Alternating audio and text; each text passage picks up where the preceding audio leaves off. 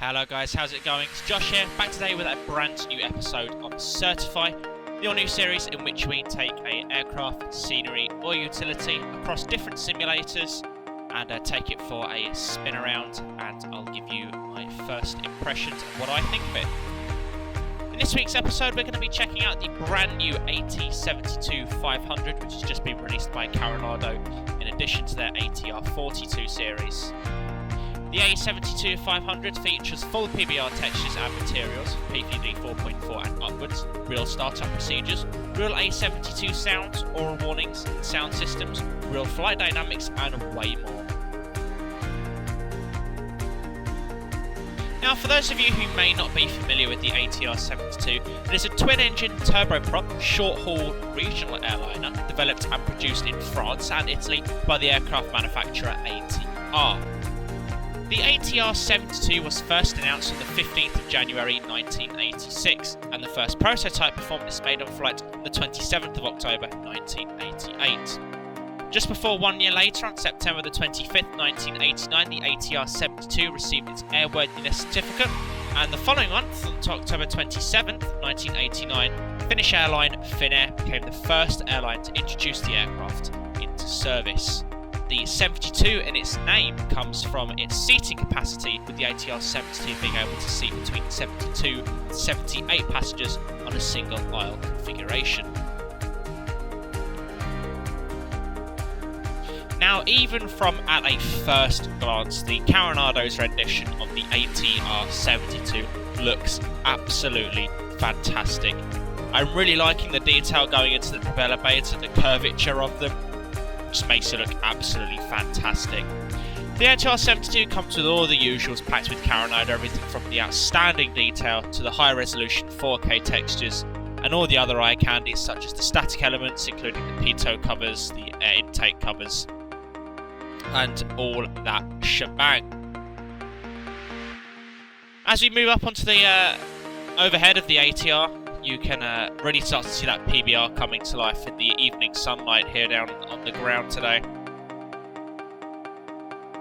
And just coming down into here, I can't seem to find anything really that Carenado have missed from looking at some real-world photos and comparing it to the real-world ATR 72 as well.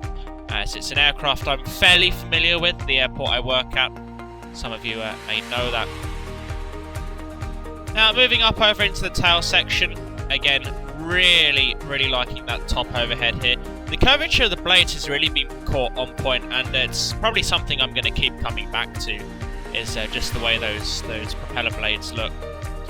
As we come down, you can see that Carenado's 4K textures really coming into work here with the alongside the PBR, really bring out those rivets and the overall structure of the plane. Again, it's something Carenado, as you know, have always been famous for, is really getting that eye candy going, and this aircraft certainly is no different. So let's jump over into the flight deck of the ATR 72-500 and let's get this bird ready to fly.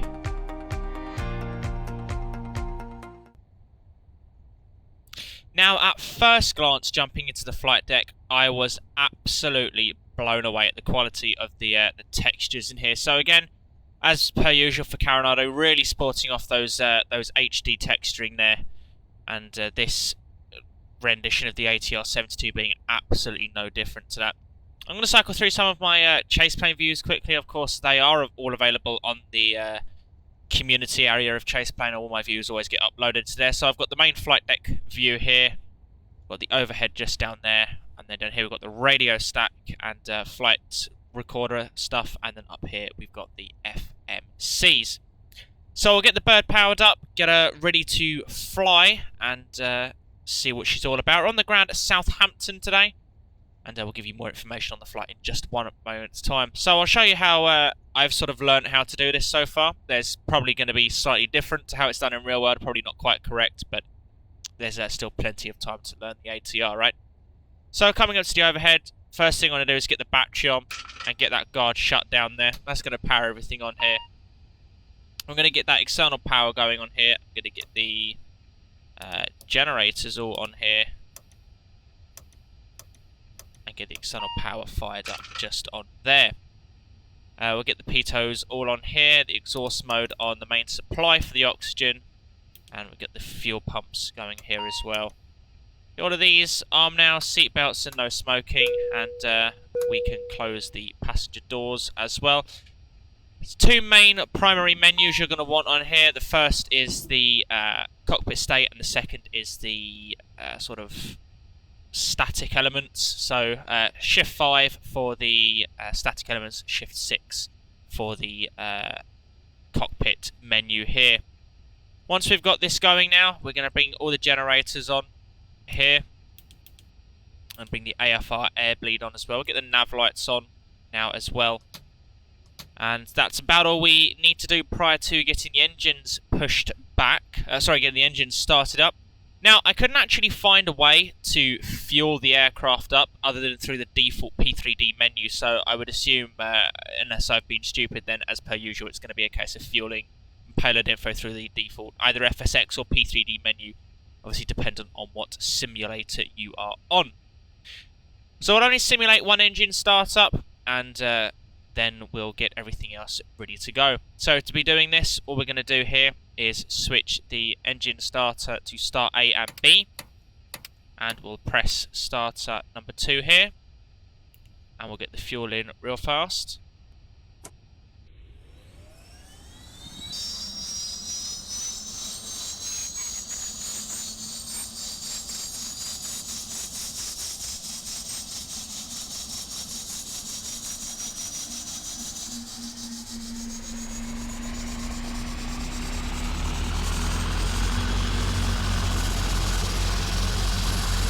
So you can really hear that new ATR sound set coming into life there. Only one grievance I have with the engines is the blades don't start to turn. They just sort of all of a sudden come on. But I mean, small things. Now we've got the FMC down here. It is immensely basic, and so if you do have the GTN 750 from Flight 1, I would strongly advise that you get it working with this aircraft, because the FMC, as good as it looks, really is missing a lot of data. I'm going to program the FMC now and get the other engine fired up and get us ready to go. I won't show that bit off, and then we'll be right back with you.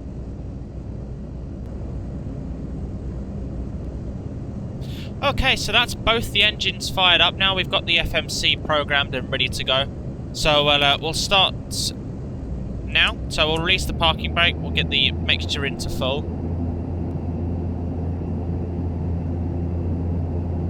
Sadly, I can't seem to get GSX working, so we'll just make a really hard turn. We're at Southampton today. This is ORBX Southampton powering this.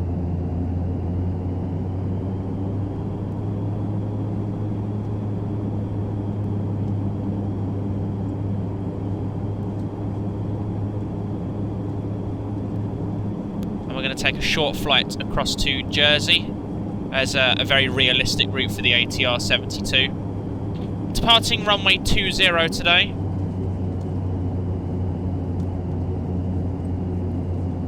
With the winds.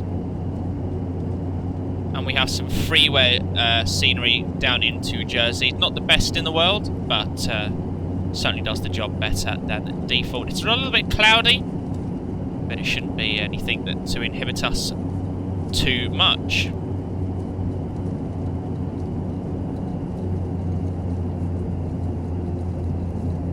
Now, I'm not 100% sure in terms of the performance details of this yet, so I'm going to assume that they'll just use the first notch of flaps, which is flap 15 for the takeoff. Okay, so we're entering the runway now, so we'll get all the lights on.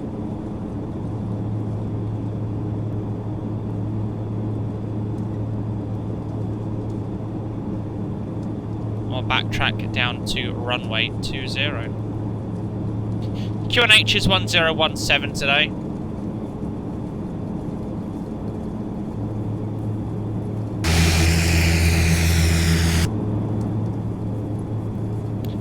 I'm really hearing those ATR sounds come to life.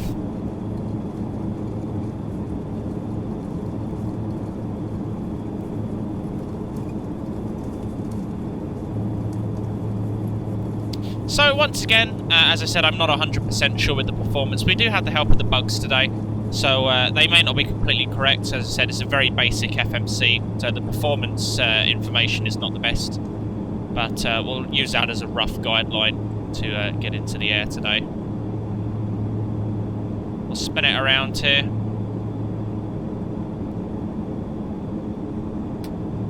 We'll get the flight director bars up now.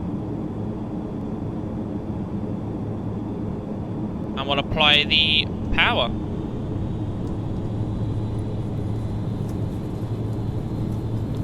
There's 90% power is set. Coming through 80 knots there.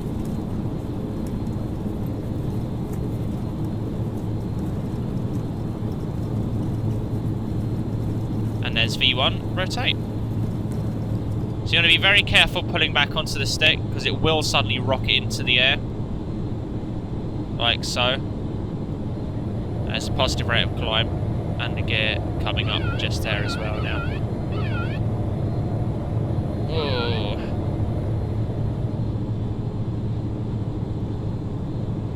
Very sensitive, the trim, sorry, the trim is extremely sensitive on this plane. We'll get the flaps up now, and we'll have a go at this autopilot. So we'll go yaw damper, autopilot, and we'll go IAS mode and heading select for the time being. Starting that right hand bank.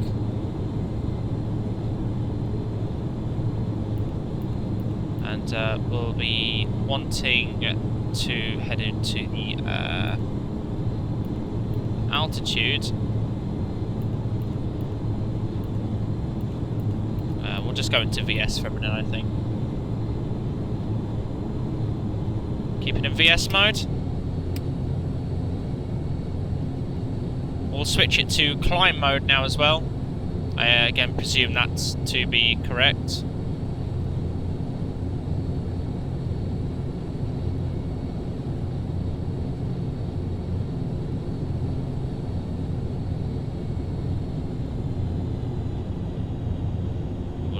Throttle a little bit back here. The throttles are quite slow to respond, and they don't seem to have a matching detent as such. And I'll speak to you once again when we're on our way towards Jersey.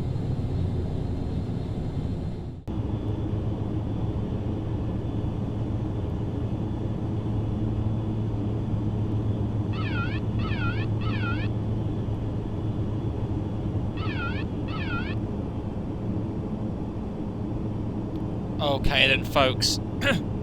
So we're just making the arrival into Jersey now. It's been a fairly uneventful flight. I've had a few issues with the autopilot in terms I could not get it to work with nav, but I do have an inherent feeling that's probably me not being able to read properly. So we're just starting slowing down now. We're going to be on the visual now for runway 26. We'll start bringing the speed all the way back down. The great thing about turboprop aircraft is they do slow down at quite a pace, which is always nice.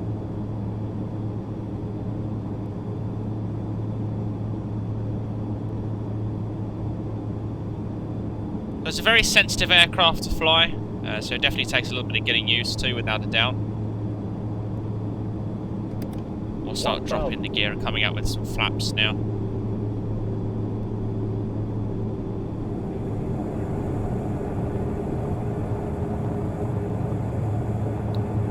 A little bit high, but not doing too bad. Got one of the reds back from the Pappies there.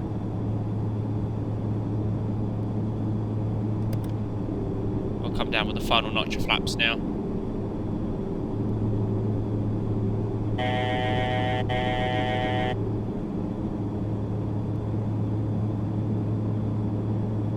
Just about right there, according to the glide path. We're just about right. We'll be watching for that speed, making sure we're not 500. Slowing down too slow. much. Flight slow. Imagine we'll land Flight about 120 slow. knots. Flight slow. Flight Which slow. is generally where about a dash 8 will land. Flight slow. We'll ignore the Flight glide slope slow. warning. I don't Flight slow. quite know why it's saying we're Flight so low, slow. because it feels about right. Flight slow. 400. Glide slope. Glide slope. 300. A little bit Glide low, slope. but not that drastically low. Glide slope. Glide slope. We'll level it out now.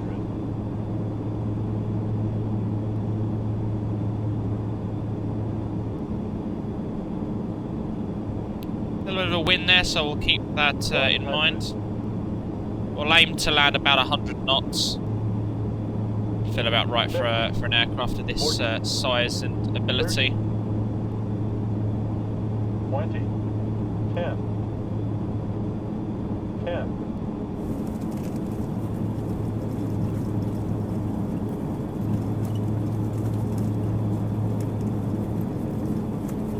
Welcome to Jersey. Switch it back to TO.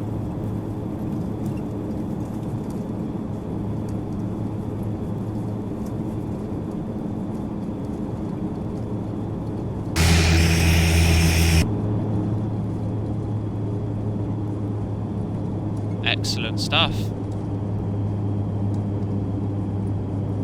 Engine's starting to come back now.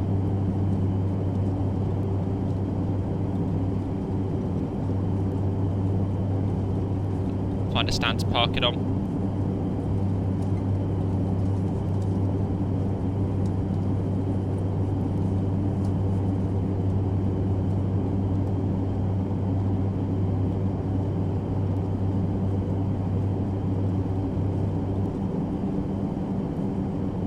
Go for one of these stands. Down here, I think. Keeping it simple. Oh no, here's it. We'll go. How do we get into that? Oh, I see.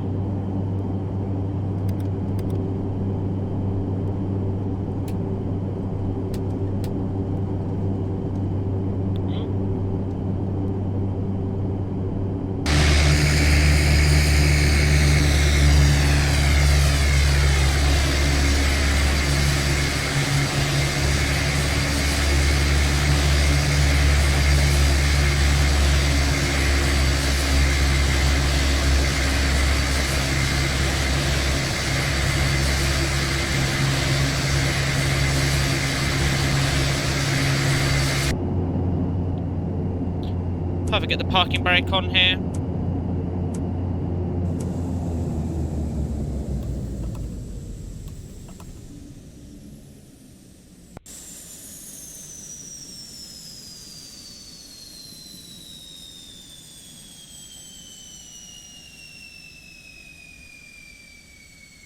Jobs are good.